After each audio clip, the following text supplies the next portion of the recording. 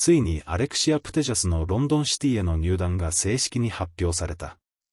ちなみに、スペイン語の L の発音は厄介で、プテジャスとも、プテラスとも、あるいは英語圏の人の発音は、プテヤスにも聞こえるのだが、面倒なので、慣例を重視してプテジャスにしておく。入団発表は、ミシェル・カンが創設した組織キュニスカの一角で行われたが、最初に、プテジャスの非常に凝ったビデオが流れて度肝を抜く。次に、プテジャス本人が抱負を述べたが、これはとても率直に気持ちを表明したものだった。もう、何も証明するものがないほどの実績を持っているのに、なぜ、今になって別のクラブに移ったのかという質問に対して、いや、サッカーをやる以上、すべての試合のみならず、練習においても自分自身を証明し続けていきたいんだと述べていたが、これは、スポーツに携わる人としての、嘘のない本心だと思う。そして、ミシェル・カンが話し始めるや否や、完全に彼女の独演会になってしまった。私は、彼女のある程度まとまった話を聞くのは初めてだが、確かに魅力的なことをおっしゃる。自分が目指しているのは、1回か2回、優勝できるようなチームではなく、もっと持続的なものであり、トレーニングレベルから従来の女子スポーツを変え、男子との比較など必要としない女子スポーツ独自の体制を築き上げたい。そして、プテジャスのようなスターを迎えることは、今進行中のワールドカップにも劣らないほどのファン層を開拓する第一歩となるだろう。最後の方に出てくるローディ・アウディとは、NWSL に所属するワシントンスピリッツのホームスタジアムであるアウディフィールド、ワシントン DC で繰り広げられる熱狂的な試合の雰囲気やイベントを指すようだ。スピリッツにはトリニティ・ロドマンというスター選手がいるが、その熱狂をアレクシア・プテジャスが加わったロンドンシティにも巻き起こしたい、というところだろう。ちなみに、会見場となったキュニスカは、プロフェッショナルな環境、ワールドクラスのスタッフ、そして女子選手特有の身体特性に合わせた最先端のスポーツ科学を提供することを目指して設立された組織で、古代オリンピックで初めて優勝したスパルタ人の女性、キュニスカにインスピレーションを得て命名されたようだ。この会見を真っ先に報じた BBC は、ミシェル・カンが目指しているのは、単なる上昇のチームなのではなく、女子スポーツに対する一種のクーデターだと書いた。確かにそこには、スポーツ科学からマーケティング戦略に至るまでを包み込む、大胆なビジョンを感じさせるものがある。おそらく、ロンドンシティのうちに、単なる成金タイプのキンマンクラブとは、全く異なるものを見る必要があるのかもしれない。But first, here's a little look of what it looks like through Alexia's eyes.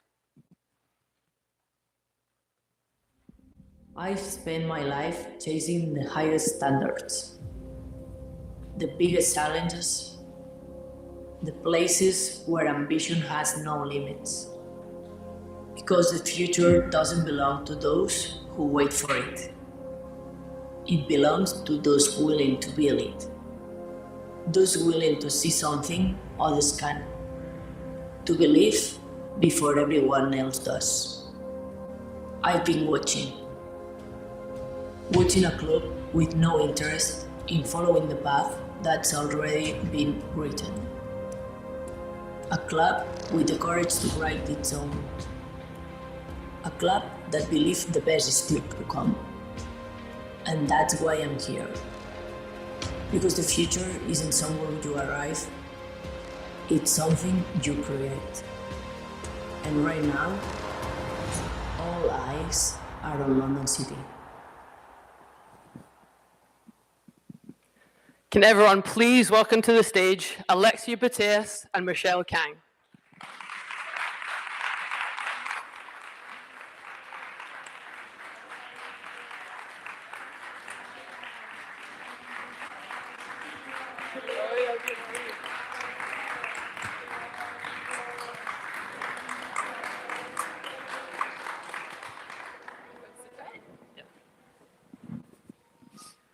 Okay, Alexia, I promised to speak slowly. You asked me earlier, and I promise. Before we get into any of it, the club, the future, all of it, I just want to start with you right now. Now it's officially announced here in front of everyone. I know this moment has been coming for you. How does it feel to officially have the news out there for everyone? Hi, everybody. Thanks for coming. Yeah, finally, there was a lot of expectation about my future. And yeah, the last several weeks, I had to make a decision. And finally, it's not a private thing now. So yeah, very, very happy and really excited about the day of here in New York and about the season, of course. I played this game for a long time as well, and I know there's a certain moment where the question changes. Why now? You know, you have so many trophies, and I know the competitor in you will never stop chasing those trophies. But why was this decision for what are you actually looking for now with London City? Well, the first thing was think about if after 14 years was the last season in Barca, and fortunately or not, there's a beginning and there's an ending, in my opinion, and it was the right moment after winning everything and after give all my best to Barca to take a decision to make that last season was my last in Barca, and then I met with my agent, and he asked me what I want, and my answer was I want to keep winning. So yeah, for me it was easy decision because I want to compete every weekend. So that's why I moved to England, because I'm really excited to play in this league, and it's not just for playing. I want to win. Of course, there's a process for that. I know where the club is, and it's about a transition. But my mentality is to win everything. Of course. It is a big jump. A new country, a new league, a club, you know, still in a building process, even though how well they've done. A lot of players protect their legacy at this stage, but you've gone the other way. Can I ask you a little bit about that and why now? Why the leap and why this project? I'm not gonna lie. Some people told me you don't have to prove anything. Go and enjoy the life, but it's not my way to understand this job. My passion is to compete, and if I don't do, probably I will give up football. So I don't know. It's my way of living this sport. Just compete, just to prove myself. Not even every game, every training. So my main goal is to be better day after day and push myself and look for my limits. Even I don't know where are they, but I gonna try to look for that limit, and yeah, of course, give my best to my teammates, to the club, and to my new supporters. New supporters, I love it. Michelle, I would love to pick up on what this club is becoming, because you've clearly invested so much in players and facilities, performance staff. Can I ask you a bit about why it goes beyond just players? Because that was clearly such an investment initially, but why build beyond that? Can I just enjoy this moment? Yeah. It's so surreal that she's sitting right here, and we have a room full of, supporters and passionate supporters of women's football. So this is my dream come true.